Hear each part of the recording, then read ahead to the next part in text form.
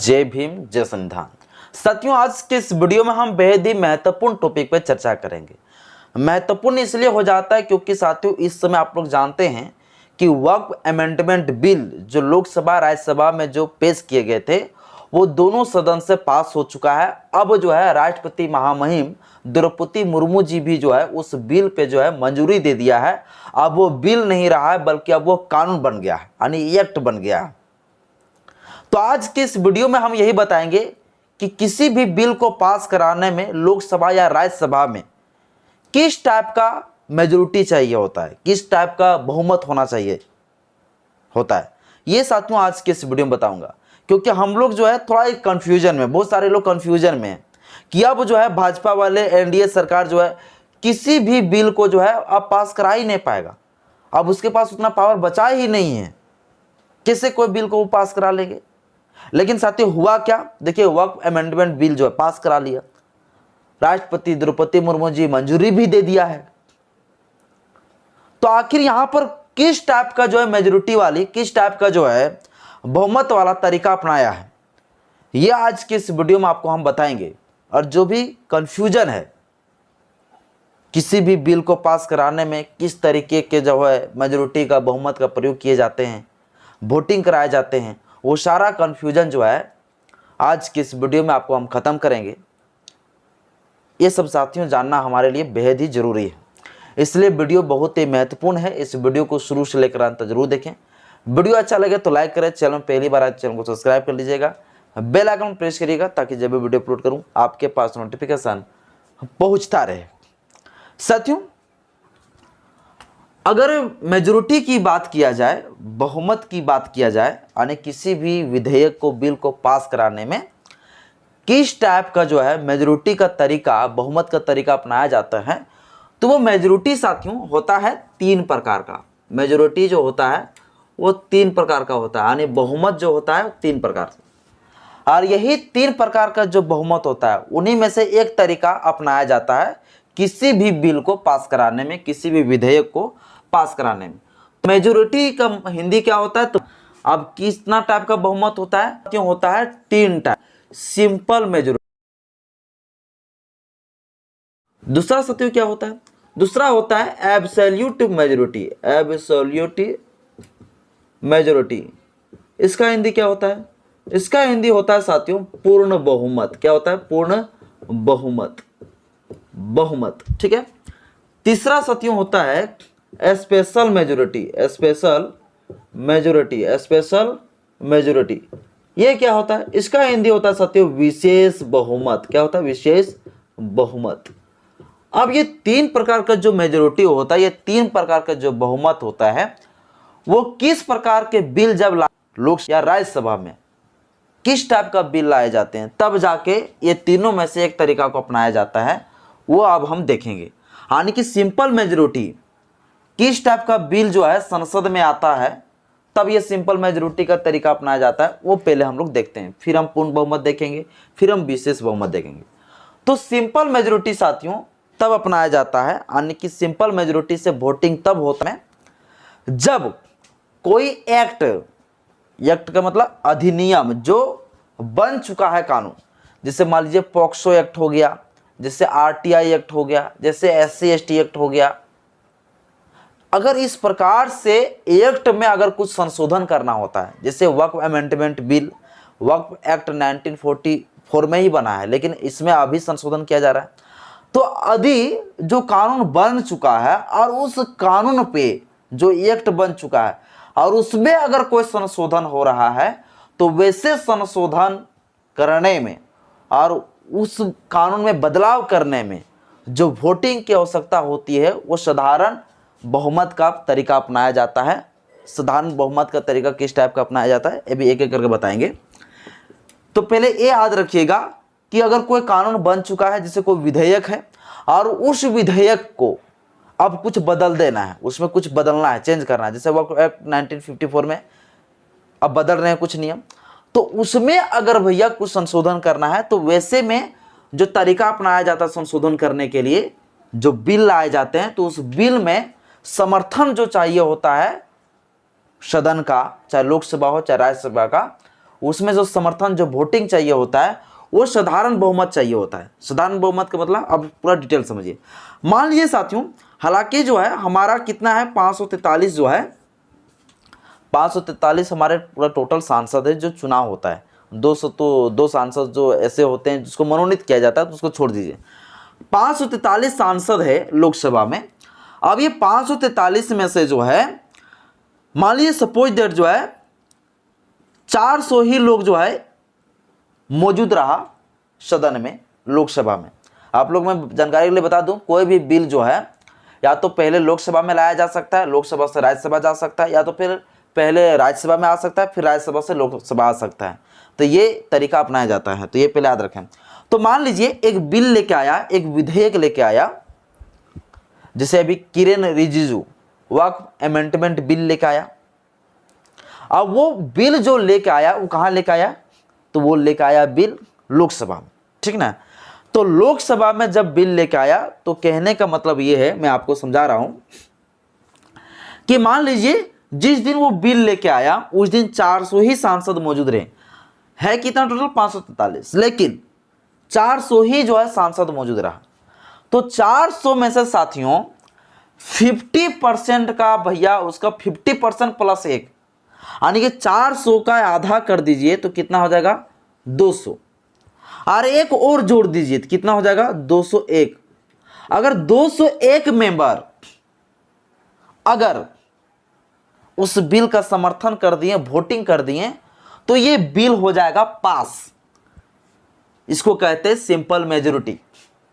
तो कोई अगर एक्ट हो, चाहे SC ST एक्ट हो, चाहे पोक्सो एक्ट हो, ठीक ना, चाहे IT एक्ट हो, चाहे ये सब अगर एक्ट में कुछ संशोधन करना हो तो वैसे में उस संशोधन करने में उसमें जो बिल आया जाता है हमारी लोकसभा या राज्यसभा में, तो उस बिल को पास कराने में मात्र जो है सिंपल मेजोरिटी का तरीका अपनाया जाता है, साधारण बहुमत का तरीका अपनाया जाता है।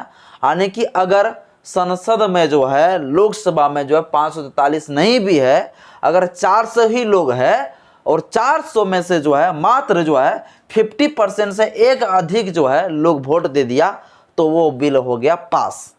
अब अभी समझिए साथियों, ये जो बिल पास हुआ है, जो अभी जो वक्फ अमेंडमेंट बिल जो पास हुआ वो कैसे हुआ है।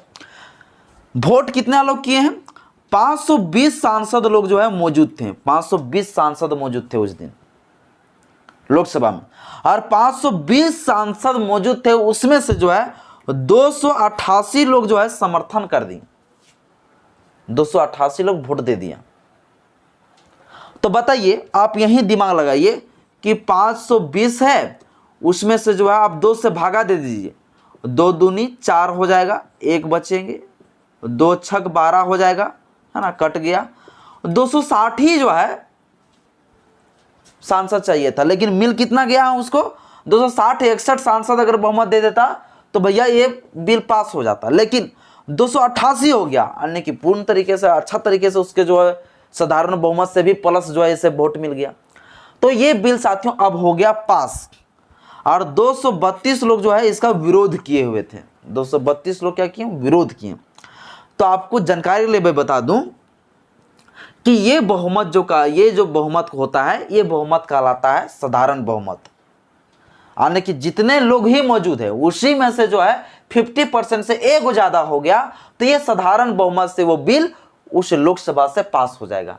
और किस टाइप का बिल में, तो वैसे बिल होगा जो एक्ट बना हुआ है उसमें कुछ संशोधन हो रहा है। जैसे BNS अभी है, भारतीय न्याय संहिता, BNSS है, भारतीय नागरिक सुरक्षा संहिता, इसमें कुछ संशोधन करना चाहता है तो इसमें जो है सिंपल मेजोरिटी का तरीका अपनाया जाता है। आई होप साथियों आप लोग को समझ में आया होगा। इसीलिए ये जो है वक्फ अमेंडमेंट बिल बहुत ही आसानी से पास हो गया, वरना अगर विशेष बहुमत चलता तो फिर कभी जिंदगी में पास नहीं करा पाता, ये तो जान लीजिए। अब समझिए साथियों पूर्ण बहुमत क्या होता है। पूर्ण बहुमत क्या होता है, पूर्ण बहुमत जो अधिकतर जो इसका इस्तेमाल किया जाता है, ये जो तरीका अपनाया जाता है वो ज़्यादा से ज़्यादा जो सरकार बनाने में किया जाता है, गवर्नमेंट बनाने में, सरकार बनाने में किया जाता है, ज़्यादातर ये तरीका अपनाया जाता है। जिससे पूर्ण बहुमत में क्या हो गया कि इसमें टोटल जितने भी सांसद है 543 है, वो 543 में से जो है सीधे 2 से भागा दे दिया जाता है। इसमें जो है जितना सांसद मौजूद रहेंगे उतना को गिनती नहीं किया जाता, बल्कि टोटल सांसद, एकदम जरूरी होता है इसमें वोट देना टोटल सांसदों का। तो 543 में से 2 से भागा दे दिया जाए तो हो कितना जाता है, तो 200 साथियों 270 लगभग हो जाता है, 270.1, यानी कि 270.1 के मतलब जोड़ दीजिए 271। अगर 271 सांसद लोग जो है अगर समर्थन दे देता है, वोटिंग दे देता है, तो फिर क्या हो जाएंगे, उसकी सरकार बन जाएगा।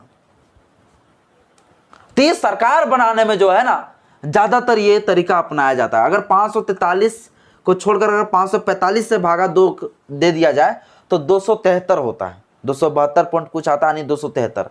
तो 543 को अगर आप 543 से भागा देते हैं तब तो 271 सांसद होता है, लेकिन 545 से भागा देते हैं तो आपको 273।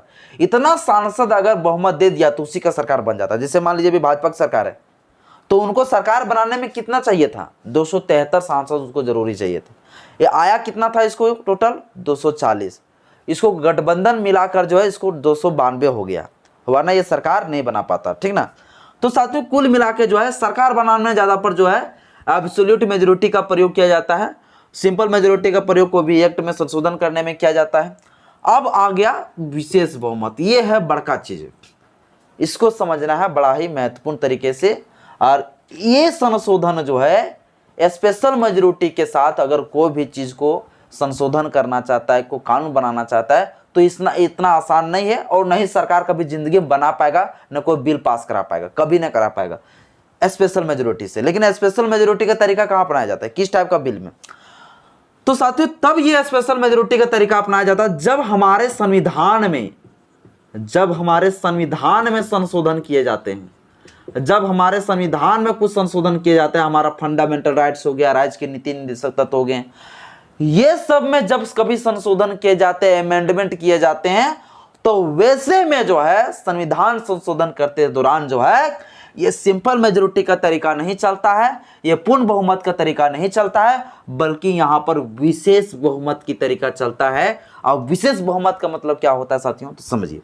जैसे 543 है, 543 को जो है 543 सांसद है, 543 को आप 2/3 से जो है इसको मल्टीप्लाई करिए इसको, तो पता चलेगा कि 200 जो है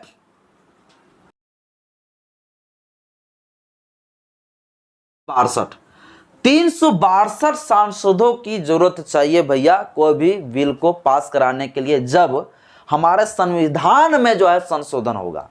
या तो फिर अगर राष्ट्रपति पर महाभियोग चलाना है तो लोकसभा और राज्यसभा से जो बहुमत चाहिए, जो वोट चाहिए भैया, वो कितना चाहिए, 543 गुना 2/3 करिए, 362 सांसद लोग अगर करेंगे, क्या देंगे, अगर समर्थन देंगे, वोटिंग देंगे, तब जाके जो है कानून बनेगा, संविधान में संशोधन होगा, तब जाके राष्ट्रपति को ऊपर महाभियोग चलेगा, या तो फिर नहीं चलेगा।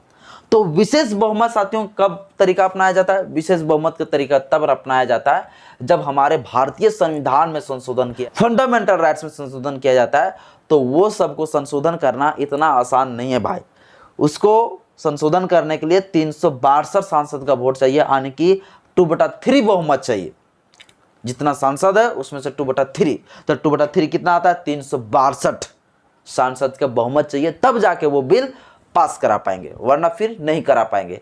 तो अभी साथियों अगर संविधान में संशोधन करना चाहता है तो मोदी सरकार, ये भाजपा वाले, ये एनडीए वाले कभी जिंदगी में नहीं करा सकता है, क्योंकि इसके पास है मात्र कितना, 290, और विशेष बहुमत में कितना चाहिए, 362। यानी कि संविधान जो बदलने की जो सपना देखे थे वो तो कभी जिंदगी में जो है सरकार नहीं कर पाएगा, संविधान में तो संशोधन कर ही नहीं पाएगा बिना बहुमत का।